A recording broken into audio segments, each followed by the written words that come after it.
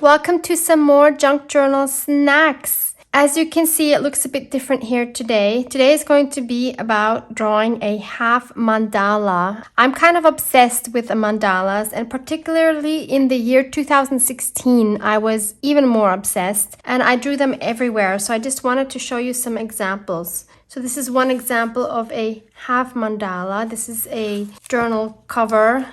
This is the one where I have the faces from that are in my shop. This is another half mandala. So I think they're really cute on journal covers like this. Then I have this whole book of mandalas where I was experimenting a lot, and I wanted to challenge myself to make mandalas on some black paper. So I thought I would share these with you as well quickly. I was trying out a lot of different pens as well. This is a purple metallic pen. This one is a white one. I like this one a lot. Then, yeah, this is the only one I think where I used some watercolor paper. And here I wanted to try something different for the center, and I used two different colors. Oh, there's another one. Sorry, I lied. I don't even know if this would be considered a mandala, but it was fun to do. I think I like these best just with the white. This is again a two-colored one. There's another one. And then I wanted to start experimenting with some more artsy looking ones where I painted the background as well.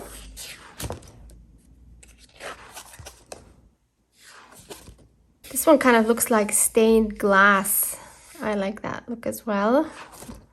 And these I love. These are again the half ones. Very intricate. So there's a quarter one. There's two quarter ones here with a silver metallic pen. It's a huge one.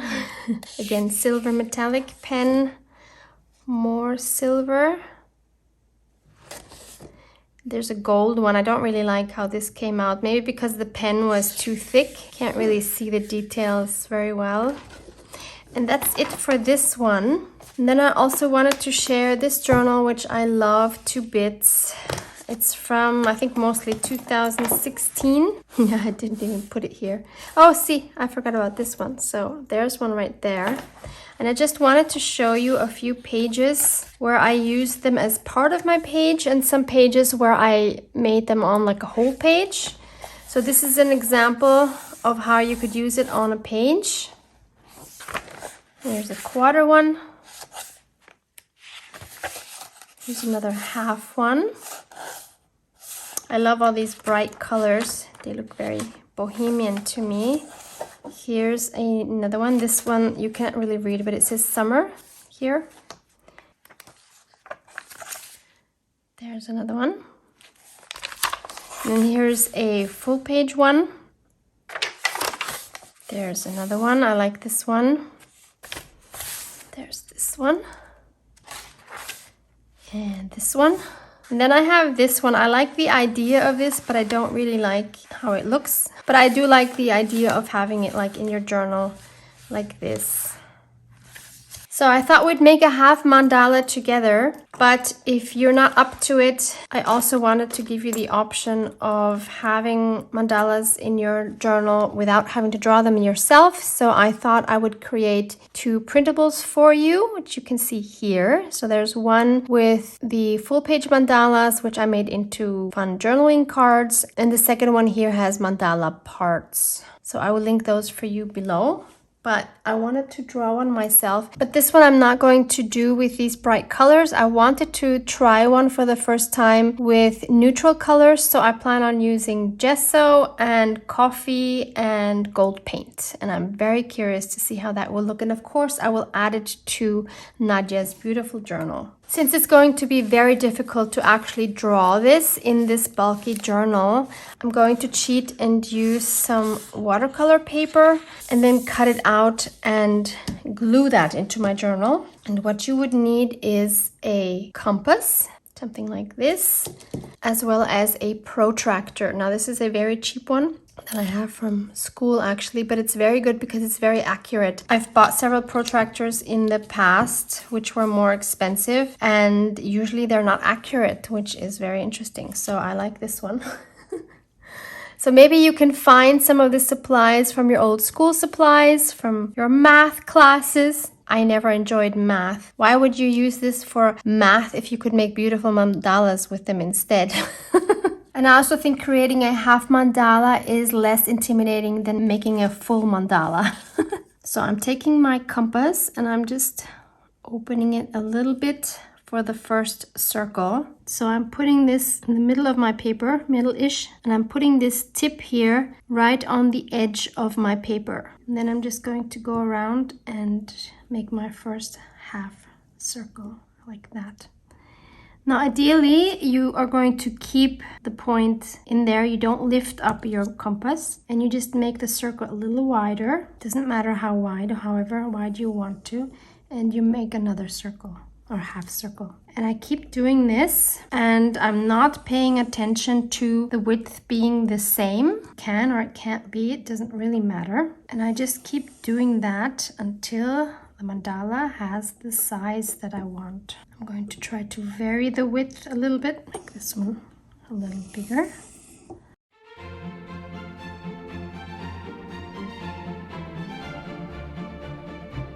Next, I'm placing my protractor right in the middle of my circles. So you see here it's lined up nicely. And now I'm going to draw lines every 10 degrees. So these are my second set of guidelines. Then I'm taking a ruler and I'm connecting all of these lines to the middle of my mandala. So now we have a grid like this, which helps us for making the design of the mandala. I'm going to erase all these lines here in my middle circle because they're just distracting. I have this very thin eraser here that I found at my local craft store. It is from Faber-Castell.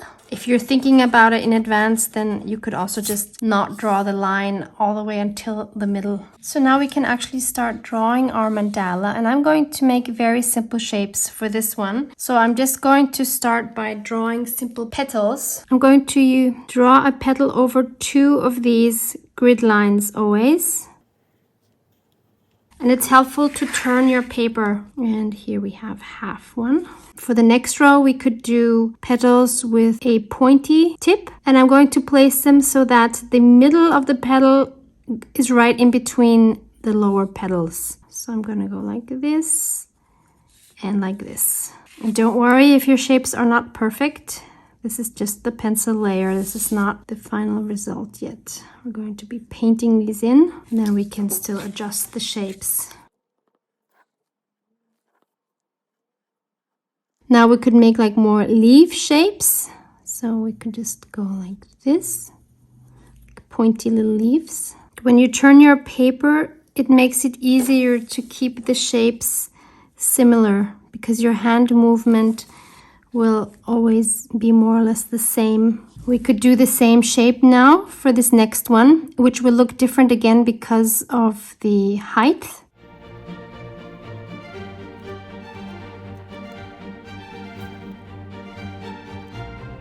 And we can do a more rounded shape again. It's really all up to your imagination which shapes you use. Each mandala is unique, and you don't want them perfect, because if you want them perfect you could draw it with the computer. But I think this way it's nice that they're not all exactly the same. That just shows that it's hand drawn. You could do one of the pointy ones again. I think this is so relaxing because when I do this, I forget about any issues I have, any problems I'm dealing with, any anxieties, and I just concentrate on these shapes. Let's do more rounded ones again. So obviously, as we go outwards, our shapes are getting bigger automatically. Let's add some pointy thin ones. Usually I would probably use a pencil which is not this dark, but I think for the sake of the video, you can see this a lot better. Then we can add more pointy ones in between those maybe.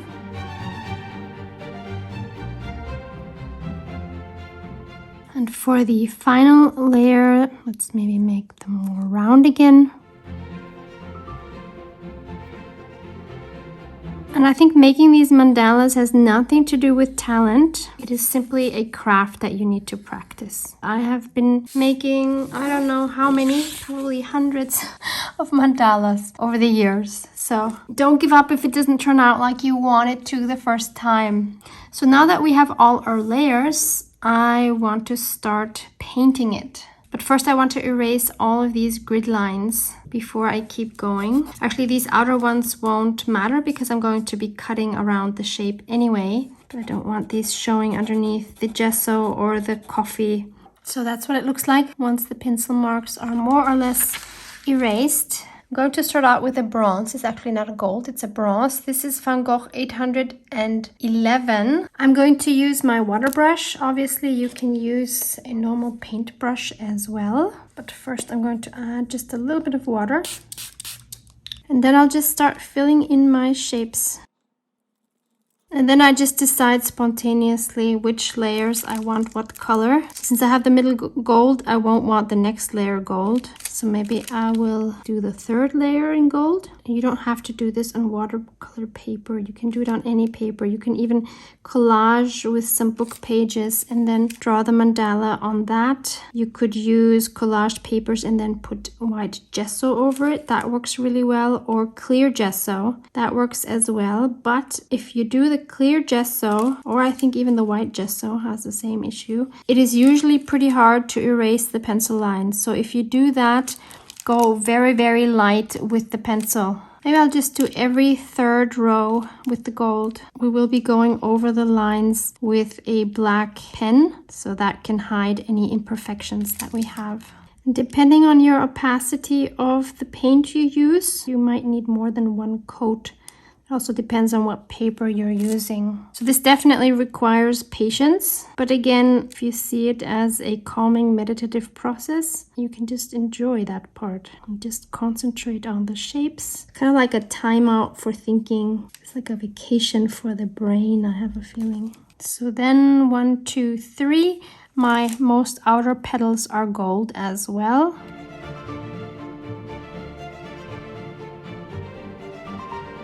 Next, I want to try some coffee. I have some very thick espresso coffee here that I have had for probably like 2 weeks. And every time it gets completely dry, I just add a few more drops of water. Let's try it here first. Okay, yeah, that's a nice color.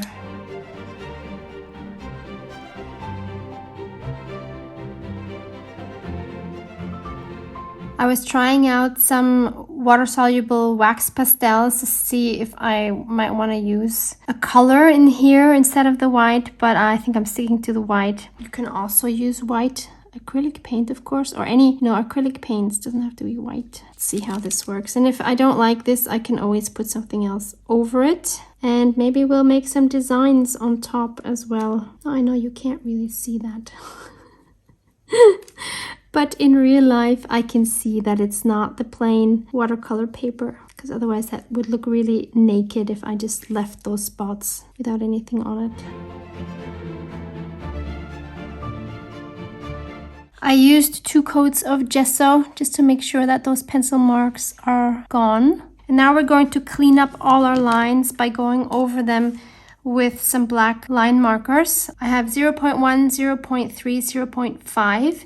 1 thickness would be fine. Sometimes it's nice to add some finer details with a finer nib, or the outlines maybe with a thicker one, but those are all just options. I think for the outlining of these shapes, I'm going to use my 0.5. One thing to keep in mind is if you use water-soluble wax pastels like these, it's going to be very hard to go over them with a line marker like this. I've ruined so many of my micro pens. So I would say if you use these, then it's better to use a black ballpoint pen. Nothing will happen to that, and it will still look good as long as you press down hard enough. So all I'm going to do is trace my shapes, and that way any imperfections that you see now will be gone, because that marker is just going to cover those. Take your time, enjoy the process. Maybe this is where you concentrate on trying to make your shapes a little bit more even. This will change the whole appearance of the mandala by doing this.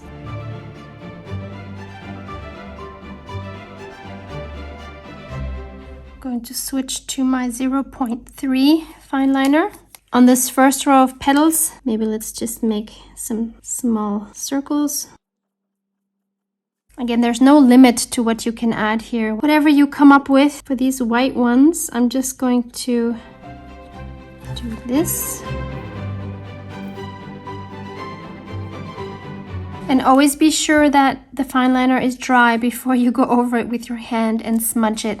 That could be devastating. The more symmetric you manage to make your details, meaning that it's pretty much the same on each shape in that same row, the more harmonious the appearance will be in the end. Maybe we'll add a full circle on the top. I'm just making this up as I go, whatever I feel like.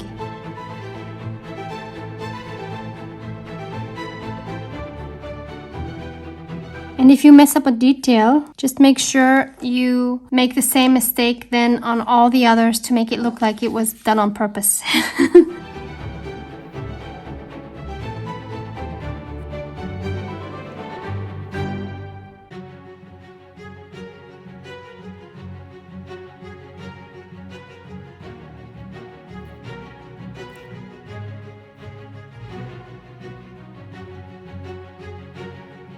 So I just realized the fine liner on the coffee is also very tricky and can ruin the fine liner. So maybe it's better to do this with a ballpoint pen no matter what you're working on, except the gesso. The gesso works really nicely. So I'm going to leave it at that. You could go crazy and add a lot more details, but I'm okay with this. So now I'm going to just cut out this shape, which will again make it look even more different. I think I'm going to leave a tiny white border, just because I don't think I can cut accurately enough to really stay on that black line. This seems like the safer option. So now we add it to our crazy bulky journal. I have already picked out this page, and I am simply going to glue that in here.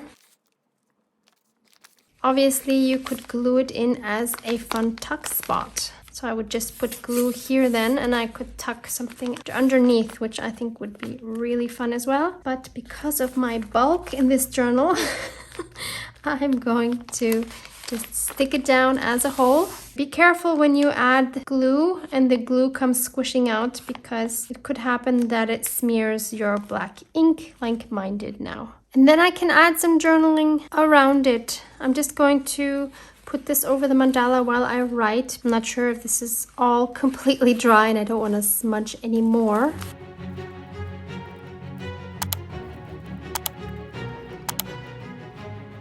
And there's my finished journaling page for today. And if you enjoyed this video, maybe you'll also enjoy this one right here. Love you guys. Mwah! Mwah!